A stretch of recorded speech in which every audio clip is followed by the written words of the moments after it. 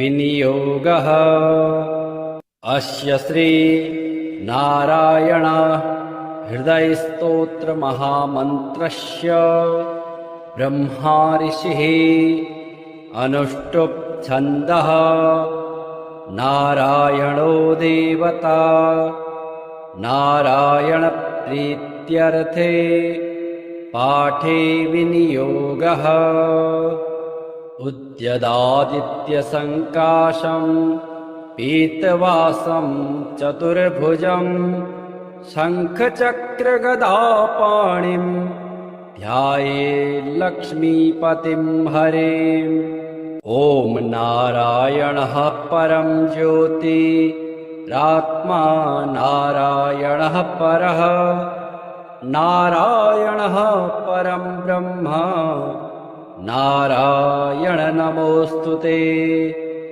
नारायणः परो देवो धाता नारायणः परः नारायणः परो धाता नारायण नमोऽस्तुते। नारायणः परं धाम ध्यानं नारायणः परः नारायण परो धर्मो नारायण नमोऽस्तुते। नारायणः परो देवो विद्या नारायणः परः विश्वं नारायणः साक्षान् नारायण नमोऽस्तुते। नारायणाद् विधिर्जातो जातो नारायणाद् भवः जातो नारायणादिन्द्रो नारायण नमोऽस्तुते। रविर्नारायणस्तेजः चन्द्रो नारायणो महा वह्निर्नारायणः साक्षात् नारायण नमोऽस्तुते। नारायण उपास्यः स्यात् गुरुर्नारायणः परः नारायणः परो बोधो नारायण नमोऽस्तुते। नारायणः फलं मुख्यं सिद्धिर्नारायणः सुखं हरिर्नारायणः शुद्धिर्नारायण नमोऽस्तुते। निगमा वेदितानन्त कल्याण गुणवारिधे नारायण नमस्तेस्तु नरकारणवतारक। जन्म मृत्यु जरा व्याधि पारतन्त्र्यादिभिः सदा दोषैर्स्पृष्टरूपाय नारायण नमोऽस्तुते। वेदशास्त्रार्थ्यं विज्ञान साध्यभक्त्येकगोचर नारायण नमस्तेस्तु मामुद्धर भवार्णवात्। नित्यानन्दमहोदार परात्पर जगत्पते नारायण नमस्तेस्तु मोक्षसाम्राज्यदायिने। आब्रह्मस्तं पर्यन्तमखिलात्मा महाश्रय सर्वभूतात्मभूतात्मन् नारायण नमोऽस्तुते। पालिताशेषलोकाय पुण्यश्रवणकीर्तन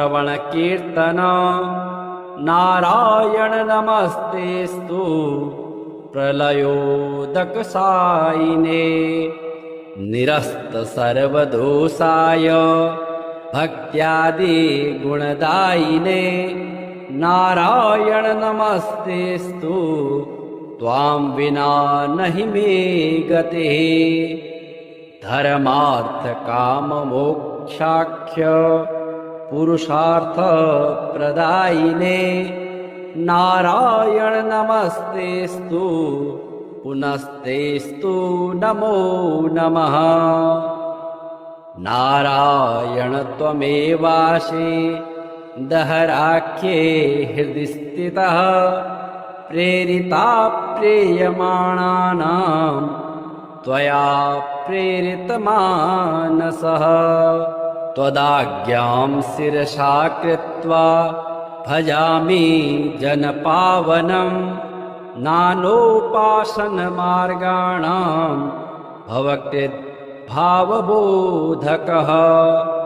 भावार्थकृतभवातीतो भवसौख्यप्रदो मम त्वन्मायामोहितं विश्वं त्वयैव परिकल्पितम् त्वदधिष्ठानमात्रेण सा वै सर्वार्थकारिणी त्वमेव तां पुरस्कृत्य मम कामान् समर्थय न मे त्वदन्यस्त्रातास्ति त्वदन्यन्न हि दैवतं त्वदन्यं न हि जानामि पालकं पुण्यवर्धनम्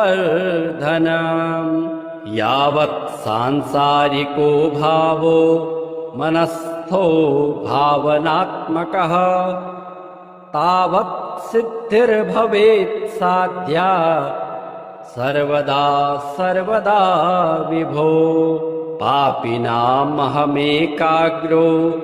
दयालूनां त्वमग्रणिः दयनीयो मदन्योऽस्ति तव कोऽत्र जगत्त्रये त्वयाहं नैव शिष्टश्चेत् न स्यात् तव दयालुता आमयो वा न शिष्टश्चेत् दोषधस्य वृथोदयः पापसङ्गपरिश्रान्तः पापात्मा पापरूपधिक् त्वदन्यः कोऽत्र पापेभ्यः त्रातास्ति जगति तले त्वमेव माता च पिता त्वमेव बन्धुश्च सखा त्वमेव विद्या द्रविणं त्वमेव सर्वं मम देवदेव प्रार्थना दशकं चैव मूलाष्टकमतः परं यः पठेत् शृणुया नित्यं तस्य लक्ष्मीः स्थिरा भवेत् नारायणस्य हृदयं सर्वाभीष्टफलप्रदं लक्ष्मीहृदयकं स्तोत्रं यदि चेदद्विना कृतं तत्सर्वं निष्फलं प्रोक्तं लक्ष्मीः क्रुध्यते सर्वदा एतत् संकलितं स्तोत्रं सर्वाभीष्टफलप्रदम् जपेत् संकलितं कृत्वा सर्वाभीष्टमवाप्नुयात्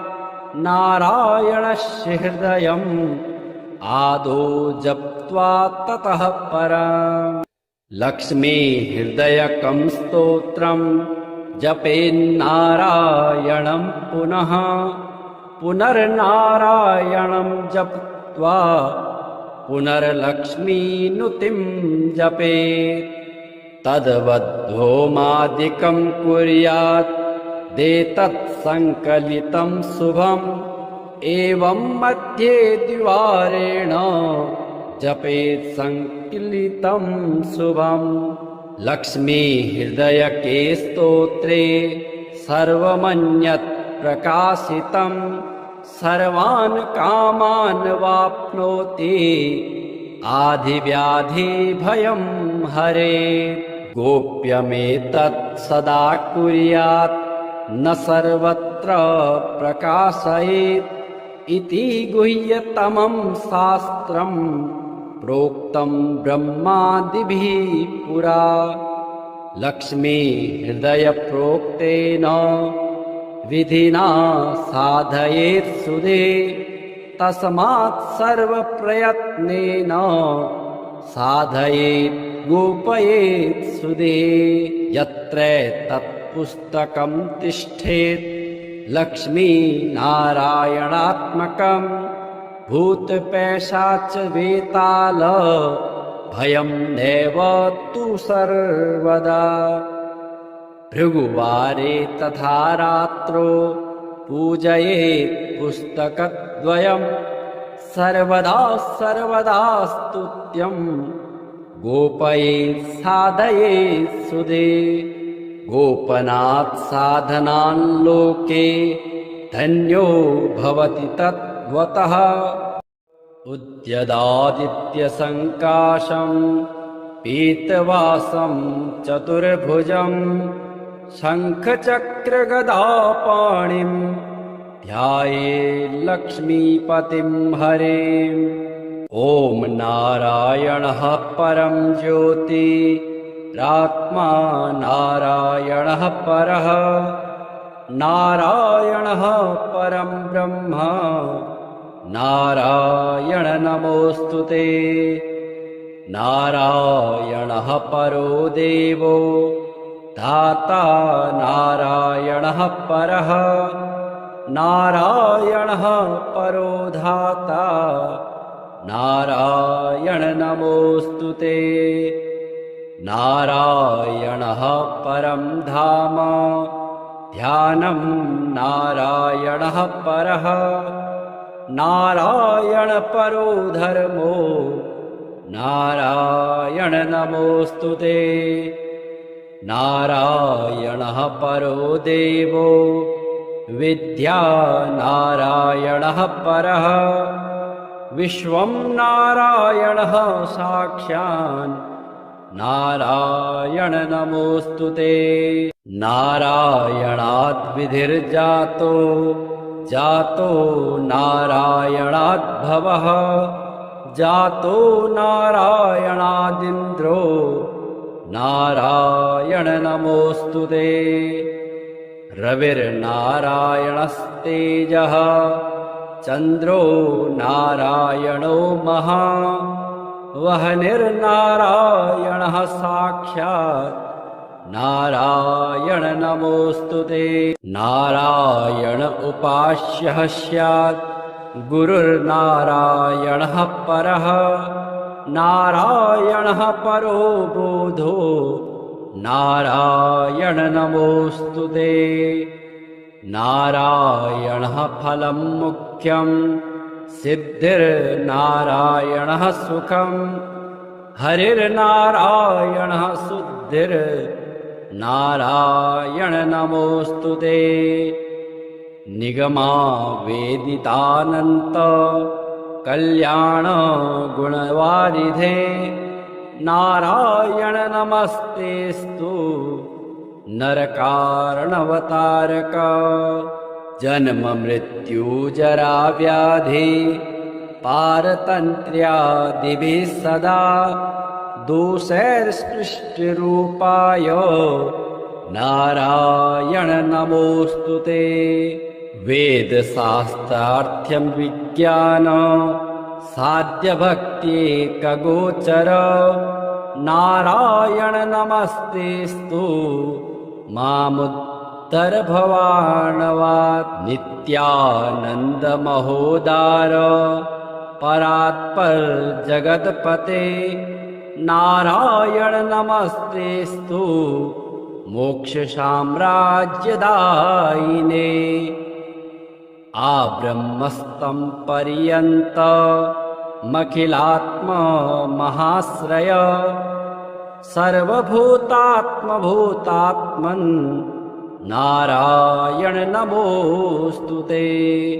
पालिताशेषलोकाय पुण्यश्रवणकीर्तन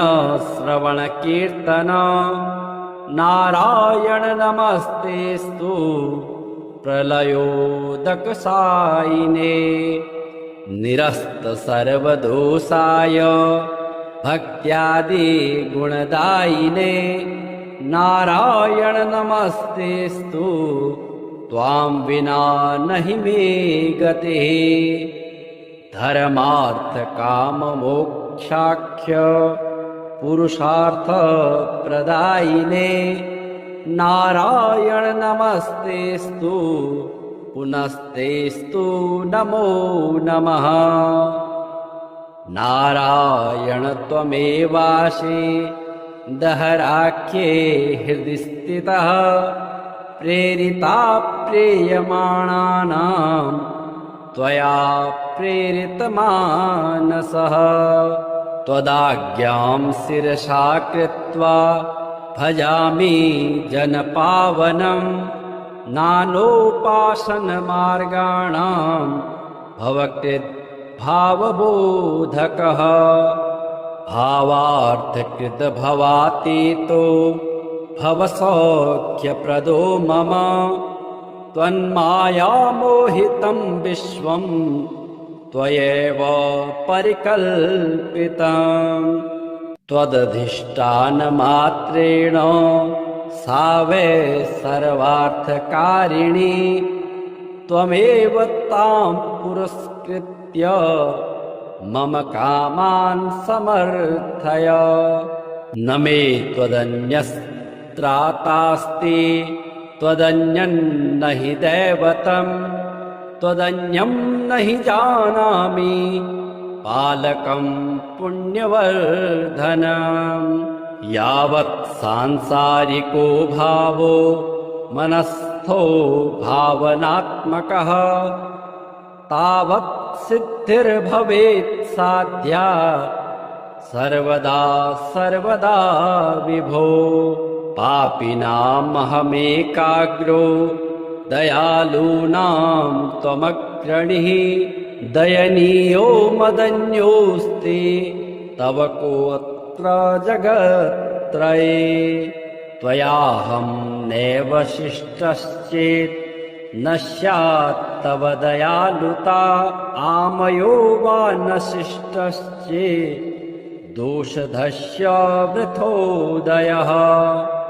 पापसङ्गपरिश्रान्तः पापात्मा पापरूपधिक् त्वदन्यः कोऽत्र पापेभ्यः त्रातास्ति जगति तले। त्वमेव माता च पिता त्वमेव त्वमेव बन्धुश्च सखा त्वमेव त्वमेव विद्या द्रविणं त्वमेव त्वमेव सर्वं मम देवदेव। प्रार्थनादशकं चैव मूलाष्टकमतः परं यः पठेत् शृणुया नित्यं तस्य लक्ष्मीः स्थिरा भवेत्। नारायणस्य हृदयं सर्वाभीष्टफलप्रदम् लक्ष्मीहृदयकं स्तोत्रं यदि चेदद्विना कृतम् तत्सर्वं निष्फलं प्रोक्तं लक्ष्मीः क्रुध्यते सर्वदा। एतत् संकलितं स्तोत्रं सर्वाभीष्टफलप्रदम् जपेत् संकलितं कृत्वा सर्वाभीष्टमवाप्नुयात्। नारायणस्य हृदयम् आदौ जप्त्वा ततः परम् लक्ष्मी हृदयकं स्तोत्रं जपेन्नारायणं पुनः पुनर्नारायणं जप्त्वा पुनर्लक्ष्मीनुतिं जपेत्। तद्वद्होमादिकं कुर्यात् देतत् संकलितं शुभम् एवं मध्ये द्विवारेण जपेत् संकलितं शुभम्। लक्ष्मी हृदयके स्तोत्रे सर्वमन्यत् प्रकाशितं सर्वान् कामान् वाप्नोति आधिव्याधिभयं हरेत्। गोप्यमेतत् सदा कुर्यात् न सर्वत्र प्रकाशयेत् इति गुह्यतमं शास्त्रं प्रोक्तं ब्रह्मादिभिः पुरा। लक्ष्मी हृदय प्रोक्तेन विधिना साधयेत् सुधे तस्मात् सर्वप्रयत्नेन साधयेत् गोपयेत् सुधे। यत्र तत्पुस्तकं तिष्ठेत् लक्ष्मीनारायणात्मकम् भूतपैशाच वेताल भयं नैव तु सर्वदा। भृगुवारे तथा रात्रो पूजयेत् पुस्तकद्वयम् सर्वदा सर्वदा स्तुत्यं गोपयेत् साधयेत् सुधे। गोपनात् साधनान् लोके धन्यो भवति तद्वतः। उद्यदादित्यसङ्काशं पीतवासं चतुर्भुजं शङ्खचक्रगदापाणिं ध्यायेत् लक्ष्मीपतिं हरेम्। ॐ नारायणः परं ज्योतिरात्मा नारायणः परः नारायणः परं ब्रह्म नारायण नमोऽस्तुते। नारायणः परो देवो धाता नारायणः परः नारायणः परो धाता नारायण नमोऽस्तुते। नारायणः परं धाम ध्यानं नारायणः परः नारायण परो धर्मो नारायण नमोऽस्तुते। नारायणः परो देवो विद्या नारायणः परः विश्वं नारायणः साक्षान् नारायण नमोऽस्तुते। नारायणात् विधिर्जातो जातो नारायणात् भवः जातो नारायणादिन्द्रो नारायण नमोऽस्तुते। रविर्नारायणस्तेजः चन्द्रो नारायणो महा वह्निर्नारायणः साक्षात् नारायण नमोऽस्तुते। नारायण उपास्यः स्यात् गुरुर्नारायणः परः नारायणः परो बोधो नारायण नमोऽस्तुते। नारायणः फलं मुख्यं सिद्धिर्नारायणः सुखं हरिर्नारायणः शुद्धिर्नारायण नमोऽस्तुते। निगमा वेदितानन्त कल्याण गुणवारिधे नारायण नमस्तेस्तु नरकारणवतारक। जन्म मृत्यु जरा व्याधि पारतन्त्र्यादिभिः सदा दोषैर्स्पृष्टरूपाय नारायण नमोऽस्तुते। वेदशास्त्रार्थ्यं विज्ञान साध्यभक्त्येकगोचर नारायण नमस्तेस्तु मामुद्धर भवार्णवात्। नित्यानन्दमहोदार परात्पर जगत्पते नारायण नमस्तेस्तु मोक्षसाम्राज्यदायिने। आब्रह्मस्तं पर्यन्तमखिलात्मा महाश्रय सर्वभूतात्मभूतात्मन् नारायण नमोऽस्तुते। पालिताशेषलोकाय पुण्यश्रवणकीर्तन नारायण नमस्तेस्तु प्रलयोदकसायिने। निरस्त सर्वदोषाय भक्त्यादि गुणदायिने नारायण नमस्तेस्तु त्वां विना नहि मे गतिः। धर्मार्थ काम मोक्षाख्य पुरुषार्थ प्रदायिने नारायण नमस्तेस्तु पुनस्तेस्तु नमो नमः। नारायण त्वमेवासि दहराख्ये हृदि स्थितः प्रेरिता प्रेयमाणानां त्वया प्रेरितमानसः। त्वदाज्ञां शिरसा कृत्वा भजामि जनपावनं नानोपासनमार्गाणां भवकृद्भावबोधकः। भावार्थकृतभवातीतो भवसौख्यप्रदो मम त्वन्मायामोहितं विश्वं त्वयैव परिकल्पितम्।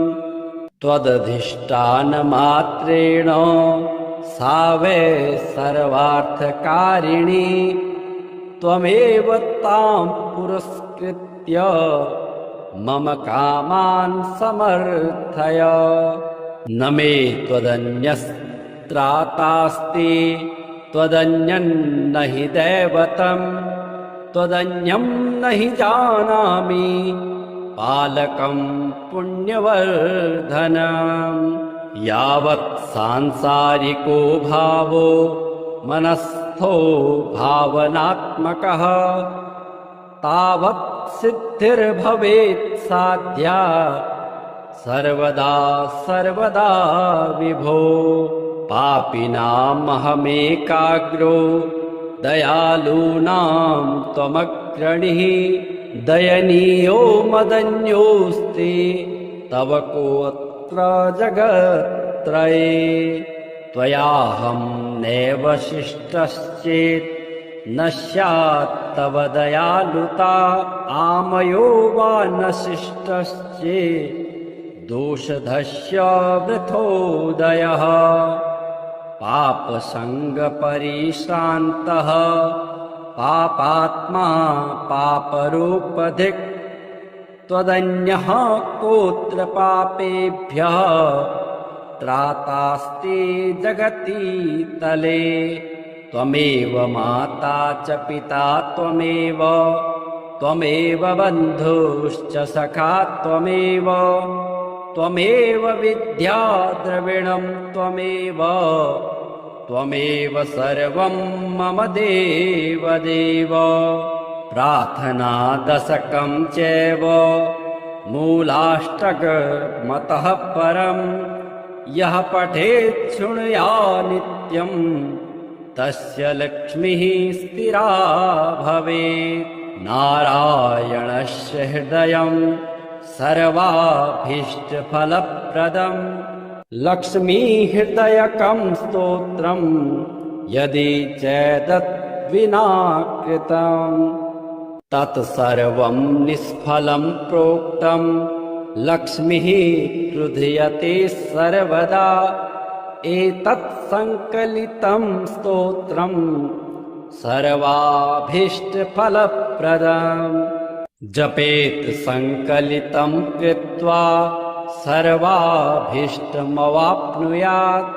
नारायणस्य हृदयम् आदौ जप्त्वा ततः परम्।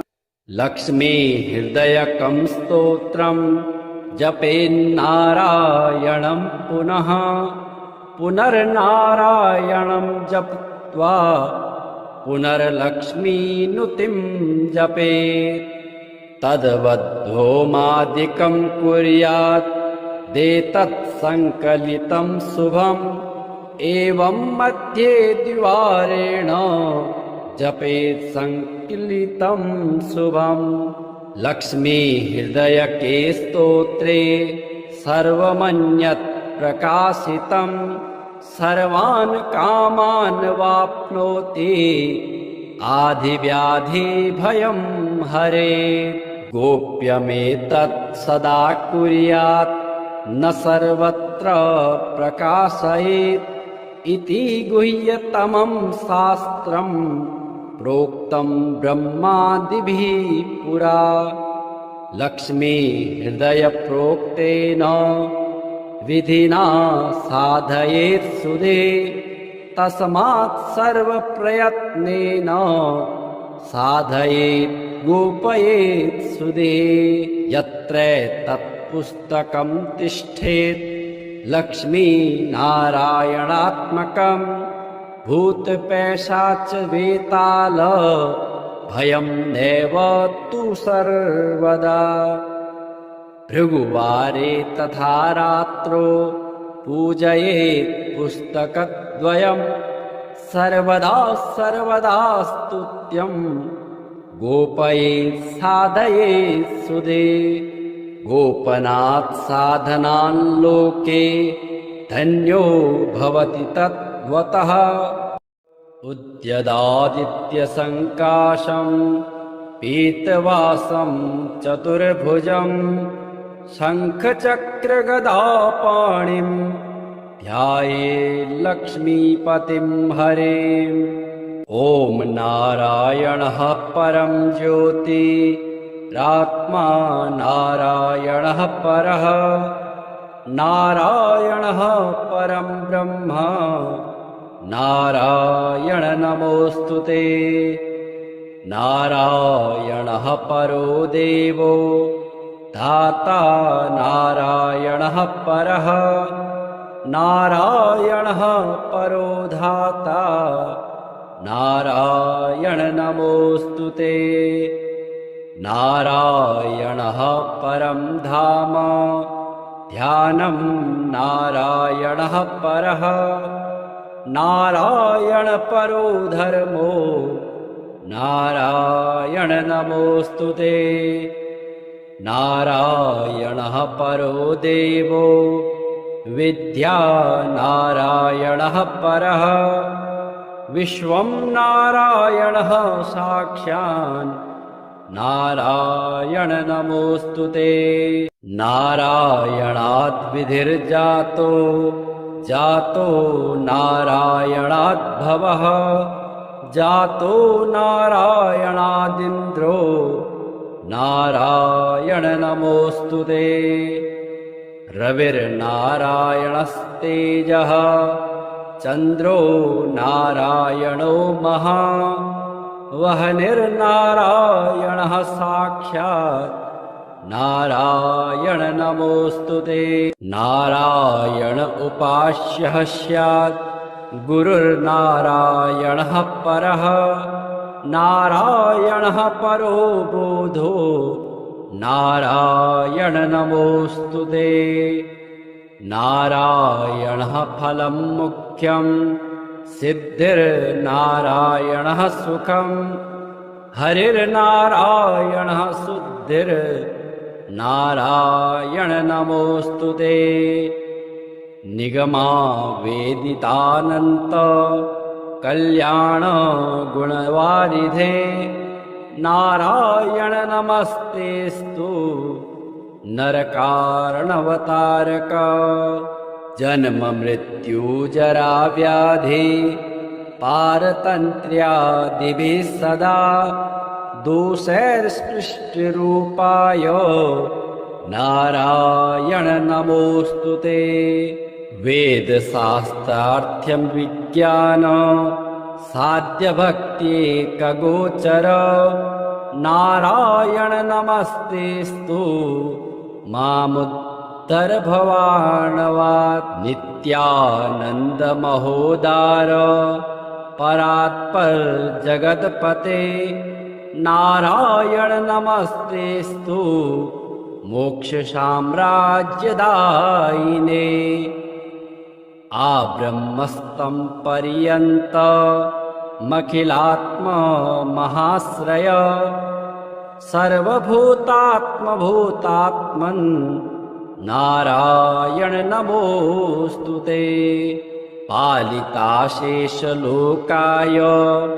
पुण्यश्रवणकीर्तन नारायण नमस्तेस्तु प्रलयोदकसायिने निरस्त सर्वदोषाय भक्त्यादि गुणदायिने नारायण नमस्तेस्तु त्वां विना नहि मे गतिः धर्मार्थ काम मोक्षाख्य पुरुषार्थ प्रदायिने नारायण नमस्तेस्तु पुनस्तेस्तु नमो नमः नारायण त्वमेवासि दहराख्ये हृदि स्थितः प्रेरिता प्रेयमाणानां त्वया प्रेरितमानसः त्वदाज्ञां शिरसा कृत्वा भजामि जनपावनं नानोपासनमार्गाणां भवकृद्भावबोधकः भावार्थकृतभवातीतो भवसौख्यप्रदो मम त्वन्मायामोहितं विश्वं त्वयैव परिकल्पितं त्वदधिष्ठानमात्रेण सा वै सर्वार्थकारिणी त्वमेव तां पुरस्कृत्य मम कामान् समर्थय न मे त्वदन्यस्त्रातास्ति त्वदन्यन्न हि दैवतं त्वदन्यं न हि जानामि पालकं पुण्यवर्धनं यावत् सांसारिको भावो मनस्थो भावनात्मकः तावत् सिद्धिर्भवेत् साध्या सर्वदा सर्वदा विभो पापिनामहमेकाग्रो दयालूनां त्वमग्रणीः दयनीयो मदन्योऽस्ति तव कोऽत्र जगत्त्रये त्वयाहं नैव शिष्टश्चेत् न स्यात् तव दयालुता आमयो वा न शिष्टश्चेत् दोषधस्य वृथोदयः पापसङ्गपरिश्रान्तः पापात्मा पापरूपधिक् त्वदन्यः कोऽत्र पापेभ्यः त्रातास्ति जगति तले त्वमेव माता च पिता त्वमेव त्वमेव बन्धुश्च सखा त्वमेव त्वमेव विद्या द्रविणं त्वमेव त्वमेव सर्वं मम देवदेव प्रार्थना दशकं चैव मूलाष्टकमतः परं यः पठेत् शृणुया नित्यं तस्य लक्ष्मीः स्थिरा भवेत् नारायणस्य हृदयं सर्वाभीष्टफलप्रदं लक्ष्मीहृदयकं स्तोत्रं यदि चेदद्विना कृतं तत्सर्वं निष्फलं प्रोक्तं लक्ष्मीः क्रुध्यते सर्वदा एतत् संकलितं स्तोत्रं सर्वाभीष्टफलप्रदम् जपेत् संकलितं कृत्वा सर्वाभीष्टमवाप्नुयात् नारायणस्य हृदयम् आदौ जप्त्वा ततः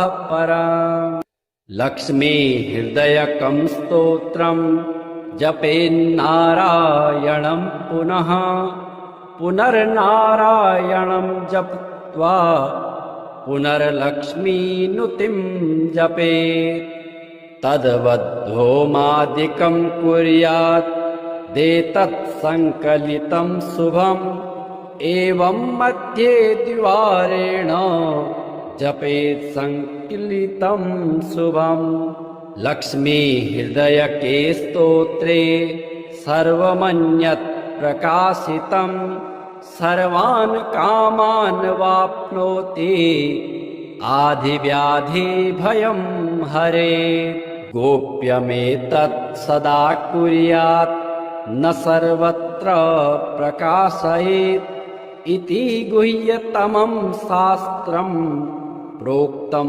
ब्रह्मादिभिः पुरा। लक्ष्मी हृदय प्रोक्तेन विधिना साधयेत् सुदे तस्मात् सर्वप्रयत्नेन साधयेत् गोपयेत् सुदे। यत्र तत्पुस्तकं तिष्ठेत् लक्ष्मी नारायणात्मकं भूतपैशाच वेताल भयं नैव तु सर्वदा। भृगुवारे तथा रात्रो पूजयेत् पुस्तकद्वयं सर्वदा सर्वदा स्तुत्यं गोपयेत् साधयेत् सुदे। गोपनात् साधनान् लोके धन्यो भवति तद्वतः। उद्यदादित्यसङ्काशं पीतवासं चतुर्भुजं शङ्खचक्रगदापाणिं ध्यायेत् लक्ष्मीपतिं हरेम्।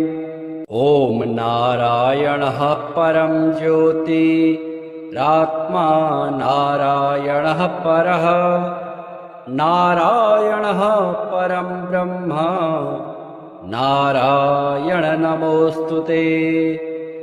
नारायणः परो देवो धाता नारायणः परः नारायणः परो धाता नारायण नमोऽस्तुते। नारायणः परं धाम ध्यानं नारायणः परः नारायण परो धर्मो नारायण नमोऽस्तुते। नारायणः परो देवो विद्या नारायणः परः विश्वं नारायणः साक्षान् नारायण नमोऽस्तुते। नारायणात् विधिर्जातो जातो नारायणात् भवः जातो नारायणादिन्द्रो नारायण नमोऽस्तुते। रविर्नारायणस्तेजः चन्द्रो नारायणो महा वह्निर्नारायणः साक्षात् नारायण नमोऽस्तुते। नारायण उपास्यः स्यात् गुरुर्नारायणः परः नारायणः परो बोधो नारायण नमोऽस्तुते। नारायणः फलं मुख्यं सिद्धिर्नारायणः सुखं हरिर्नारायणः शुद्धिर्नारायण नमोऽस्तुते। निगमा वेदितानन्त कल्याण गुणवारिधे नारायण नमस्तेस्तु नरकारणवतारक। जन्म मृत्यु जरा व्याधि पारतन्त्र्यादिभिः सदा दोषैर्स्पृष्टरूपाय नारायण नमोऽस्तुते।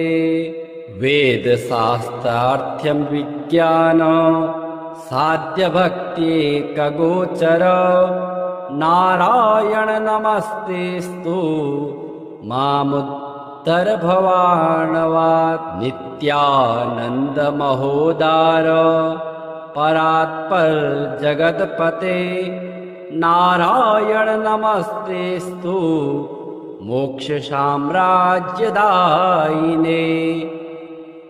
आब्रह्मस्तं पर्यन्तमखिलात्मा महाश्रय सर्वभूतात्मभूतात्मन् नारायण नमोऽस्तुते। पालिताशेषलोकाय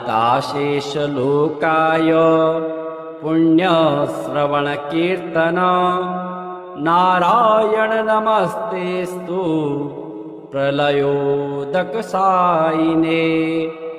निरस्त सर्वदोषाय भक्त्यादि गुणदायिने नारायण नमस्तेस्तु त्वां विना नहि मे गतिः धर्मार्थ काम मोक्षाख्य पुरुषार्थ प्रदायिने नारायण नमस्तेस्तु पुनस्तेस्तु नमो नमः नारायण त्वमेवासि दहराख्ये हृदि स्थितः प्रेरिता प्रेयमाणानां त्वया प्रेरितमानसः त्वदाज्ञां शिरसा कृत्वा भजामि जनपावनं नानोपासनमार्गाणां भवकृद्भावबोधकः भावार्थकृतभवातीतो भवसौख्यप्रदो मम त्वन्मायामोहितं विश्वं त्वयैव परिकल्पितं त्वदधिष्ठानमात्रेण सा वै सर्वार्थकारिणी त्वमेव तां पुरस्कृत्य मम कामान् समर्थय न मे त्वदन्यस्त्रातास्ति त्वदन्यं न हि दैवतं त्वदन्यं न हि जानामि पालकं पुण्यवर्धनं यावत् सांसारिको भावो मनस्थो भावनात्मकः तावत् सिद्धिर्भवेत् साध्या सर्वदा सर्वदा विभो पापिनामहमेकाग्रो दयालूनां त्वमग्रणीः दयनीयो मदन्योऽस्ति तव कोऽत्र जगत्त्रये त्वयाहं नैव शिष्टश्चेत् न स्यात् तव दयालुता आमयो वा न शिष्टश्चेत् दोषधस्य वृथोदयः पापसङ्गपरिश्रान्तः पापात्मा पापरूपधिक् त्वदन्यः कोऽत्र पापेभ्यः त्रातास्ति जगति तले त्वमेव माता च पिता त्वमेव त्वमेव बन्धुश्च सखा त्वमेव त्वमेव विद्या द्रविणं त्वमेव त्वमेव सर्वं मम देवदेव प्रार्थना दशकं चैव मूलाष्टकमतः परं यः पठेत् शृणुयात् नित्यं तस्य लक्ष्मीः स्थिरा भवेत् नारायणस्य हृदयं सर्वाभीष्टफलप्रदं लक्ष्मीहृदयकं स्तोत्रं यदि चेदद्विना कृतं तत्सर्वं निष्फलं प्रोक्तं लक्ष्मीः क्रुध्यते सर्वदा एतत् संकलितं स्तोत्रं सर्वाभीष्टफलप्रदम् जपेत् संकलितं कृत्वा सर्वाभीष्टमवाप्नुयात् नारायणस्य हृदयम् आदौ जप्त्वा ततः परम् लक्ष्मी हृदयकं स्तोत्रं जपेन्नारायणं पुनः पुनर्नारायणं जप्त्वा पुनर्लक्ष्मीनुतिं जपेत् तद्वद्भौमादिकं कुर्यात् देतत् संकलितं शुभम् एवं मध्ये द्विवारेण जपेत् संकलितं शुभम् लक्ष्मी हृदयके स्तोत्रे सर्वमन्यत् प्रकाशितं सर्वान् कामान् वाप्नोति आधिव्याधिभयं हरेत् गोप्यमेतत् सदा कुर्यात् न सर्वत्र प्रकाशयेत् इति गुह्यतमं शास्त्रम् प्रोक्तं ब्रह्मादिभिः पुरा लक्ष्मी हृदय प्रोक्तेन विधिना साधयेत् सुधे तस्मात् सर्वप्रयत्नेन साधयेत् गोपयेत् सुधे यत्र तत्पुस्तकं तिष्ठेत् लक्ष्मी नारायणात्मकं भूतपैशाच वेताल भयं नैव तु सर्वदा भृगुवारे तथा रात्रो पूजयेत् पुस्तकद्वयं सर्वदा सर्वदा स्तुत्यं गोपयेत् साधयेत् सुधे गोपनात् साधनान् लोके धन्यो भवति तद्वतः उद्यदादित्यसङ्काशं पीतवासं चतुर्भुजं शङ्खचक्रगदापाणिं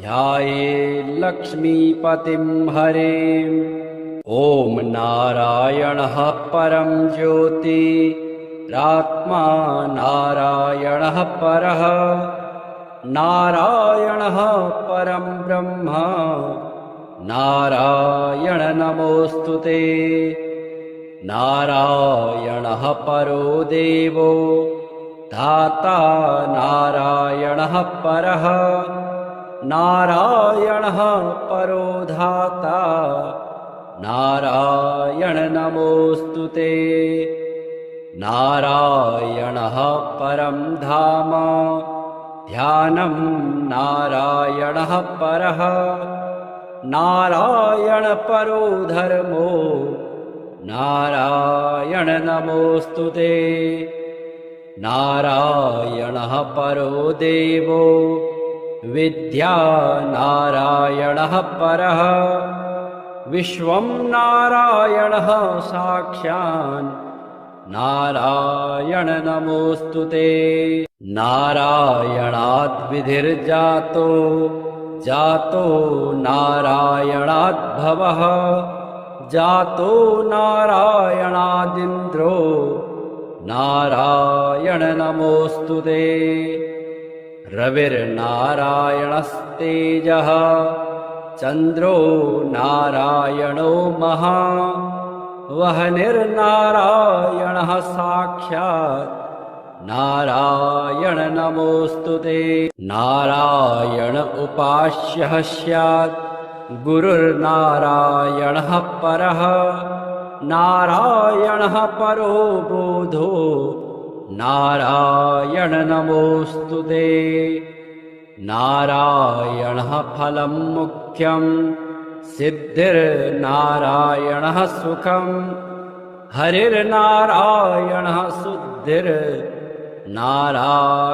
नमोऽस्तुते निगमा वेदितानन्त कल्याण गुणवारिधे नारायण नमस्तेस्तु नरकारणवतारक जन्म मृत्यु जरा व्याधि पारतन्त्र्यादिभिः सदा दोषैर्स्पृष्टरूपाय नारायण नमोऽस्तुते वेदशास्त्रार्थ्यं विज्ञान साध्यभक्त्येकगोचर नारायण नमस्तेस्तु मामुद्धर भवार्णवात् नित्यानन्द महोदार परात्पर जगत्पते नारायण नमस्तेस्तु मोक्ष साम्राज्यदायिने आब्रह्मस्तं पर्यन्त मखिलात्मा महाश्रय सर्वभूतात्मभूतात्मन् नारायण नमोऽस्तुते पालिताशेषलोकाय पुण्यश्रवणकीर्तन नारायण नमस्तेस्तु प्रलयोदकसायिने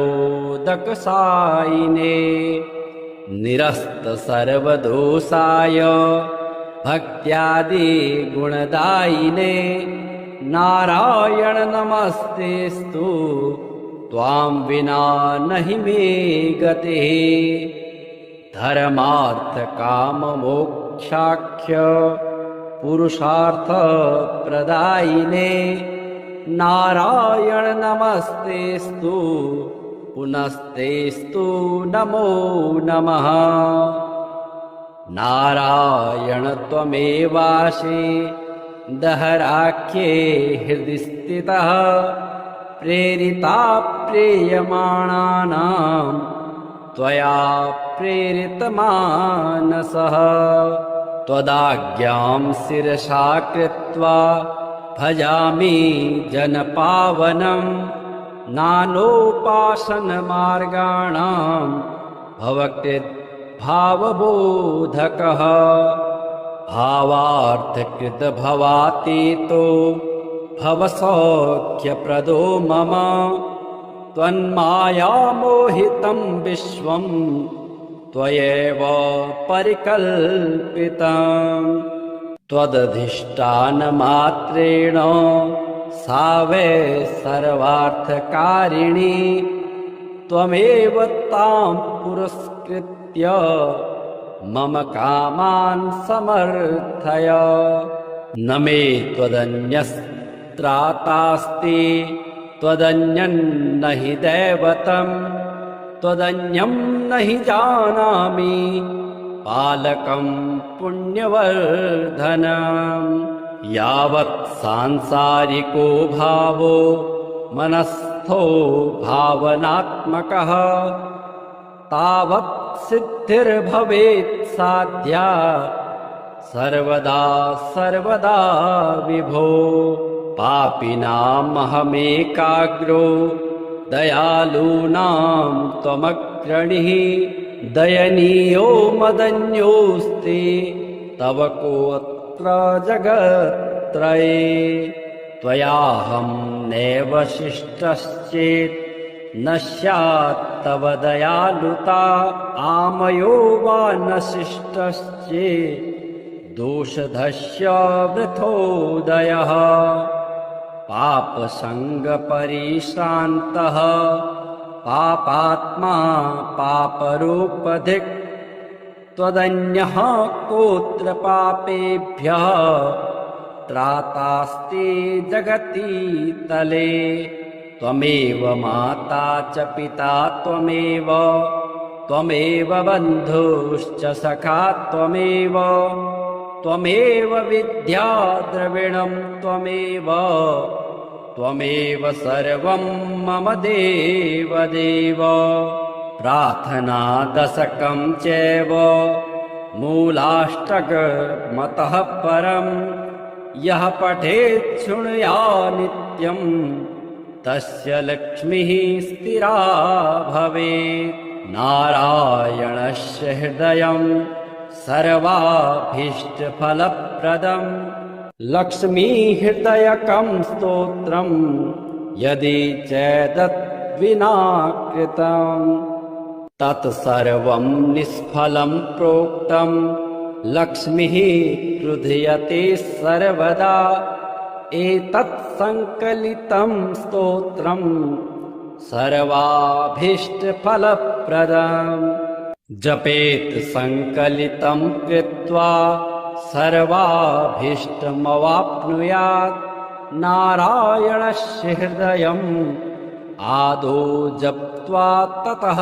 परम् लक्ष्मी हृदयकं स्तोत्रं जपेन्नारायणं पुनः पुनर्नारायणं जप्त्वा पुनर्लक्ष्मीनुतिं जपेत् तद्वद्होमादिकं कुर्यात् देतत् संकलितं शुभम् एवं मध्ये द्विवारेण जपेत् संकलितं शुभम् लक्ष्मी हृदयके स्तोत्रे सर्वमन्यत् प्रकाशितं सर्वान् कामान् वाप्नोति आधिव्याधिभयं हरेत्। गोप्यमेतत् सदा कुर्यात् न सर्वत्र प्रकाशयेत् इति गुह्यतमं शास्त्रं प्रोक्तं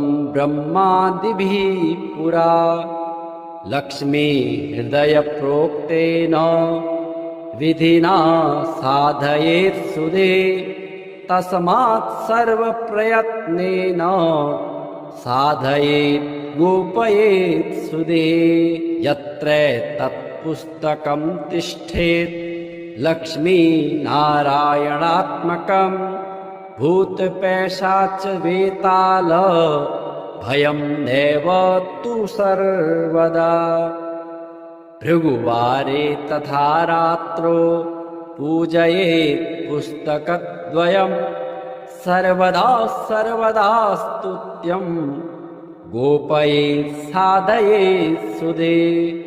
गोपनात् साधनान् लोके धन्यो भवति तद्वतः।